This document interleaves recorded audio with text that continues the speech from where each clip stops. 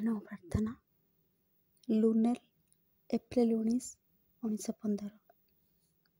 ଗୋଟିଏ ଅପରିହାର୍ଯ୍ୟ ପ୍ରୟୋଜନ ବଶରେ ମୋତେ ମୋର ଅନୁସନ୍ଧିତ୍ସା ଓ ମୋ ଅନ୍ତରାତ୍ମାର ସମୟ ପ୍ରୟାସର ଏହି ସହଚରଟିକୁ ପୁନଶ୍ଚ ଗ୍ରହଣ କରିବାକୁ ହୋଇଛି। ବାହାରର ସମସ୍ତ ଅବସ୍ଥା ପରିବର୍ତ୍ତିତ ହୋଇଯାଇଛି। ସ୍ଥୂଳ କର୍ମ ମଧ୍ୟରେ ବି ଜୀବନ୍ତ ହୋଇ ଉଠିବା ଲାଗି ମୋର ଯେଉଁ ଆଦର୍ଶର ସ୍ୱପ୍ନ ଥିଲା ତାହା ମିଥ୍ୟା ବୋଲି ପ୍ରତିପାଦିତ ହୋଇଛି।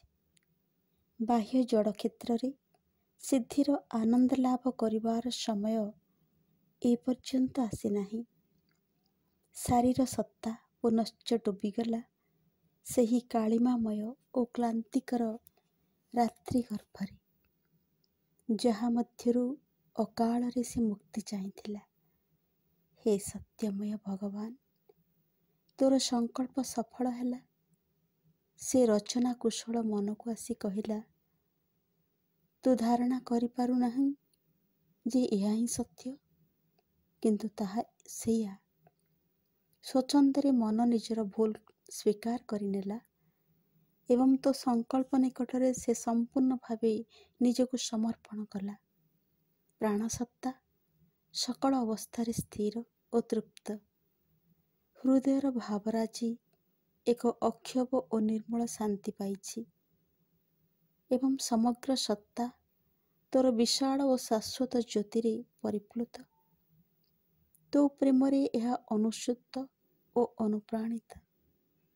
ତଥାପି ବାହ୍ୟ ଘଟଣାବଳୀ ଯେ ଗୋଟିଏ ମିଥ୍ୟା, ଏ ବୋଧ ଏବେ ବି ଦୂର ହୋଇନାହିଁ। ଆଉ ସଦିଚ୍ଛା ସତ୍ତ୍ୱେ ଶରୀର ଏପରି ଗଭୀର ଭାବେ ଆଲୋଡ଼ିତ ହୋଇଛି ଯେ ସେ ତାହାର ସୁସ୍ଥ ସାମ୍ୟାବସ୍ଥାକୁ ଫେରି ଆସିପାରୁନାହିଁ।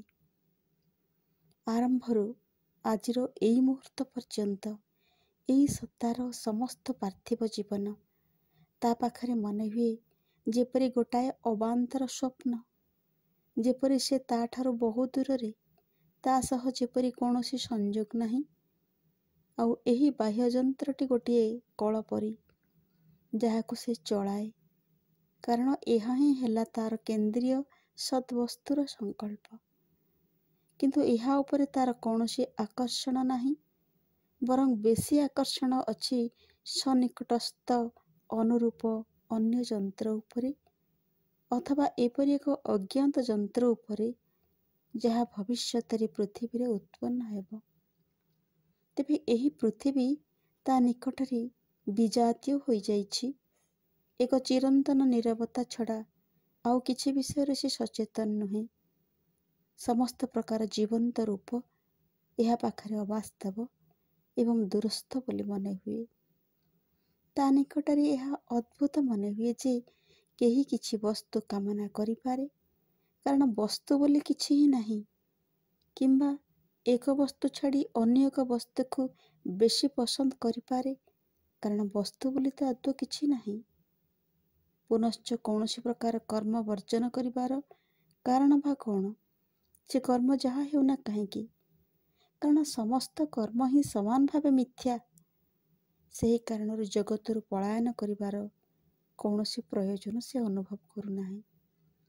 ଯେତେବେଳେ ଜଗତ ବୋଲି କିଛି ନାହିଁ, ତାହା ଗୋଟିଏ ଭାର ହେବ କାହିଁକି?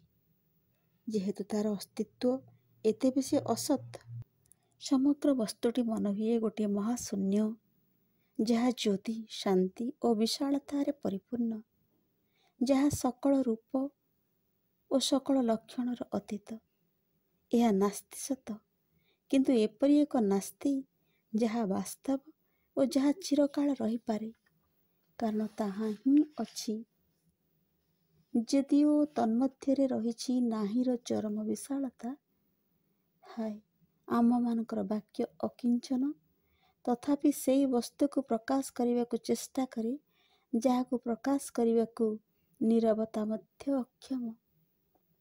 ଯେଉଁ ଅବସ୍ଥା ଏହିପରି ଅସ୍ପଷ୍ଟ ବାକ୍ୟରେ ନିଜକୁ ପରିସ୍ଫୁଟ କରିବାକୁ ଚେଷ୍ଟା କରୁଛି, ତାହା କେତେ ସପ୍ତାହ ଧରି କ୍ରମଶଃ ପ୍ରତିଷ୍ଠିତ ହେଉଛି। ଦିନ ପରେ ଦିନ ଯେପରି ବିତି ଯାଉଛି, ଏହା ସେହିପରି ହୋଇ ଉଠୁଛି ଆହୁରି ସ୍ଥିର, ଆହୁରି ଗଭୀର, କହିବାକୁ ଗଲେ ଆହୁରି ଅବ୍ୟଭିଚାରୀ। ଇଚ୍ଛା ନ କରି, ନ ଖୋଜି, କାମନା ନ କରି ବି ଆଧାର ଏହି ଅବସ୍ଥା ମଧ୍ୟରେ ଧୀରେ ଧୀରେ ବୁଡ଼ି ଯାଉଛି, କ୍ରମଶଃ ନିଜର ଚେତନା ହରାଉଛି। ଏପରି ଏକ ନୈବ୍ୟକ୍ତିକ ଚେତନା ମଧ୍ୟରେ ଯାହା ବ୍ୟକ୍ତିଗତ ନୁହେଁ, ଯାହାର ଅଚଳ ସ୍ଥିତି ଅନିର୍ବାଚନୀୟ, ଯାହା ମଧ୍ୟରେ ନିଜକୁ ଆଉ ପୃଥକ୍ କରି ହୁଏ ନାହିଁ। Victory to the Divine Mother. Victory to the Divine Mother. Victory to the Divine Mother.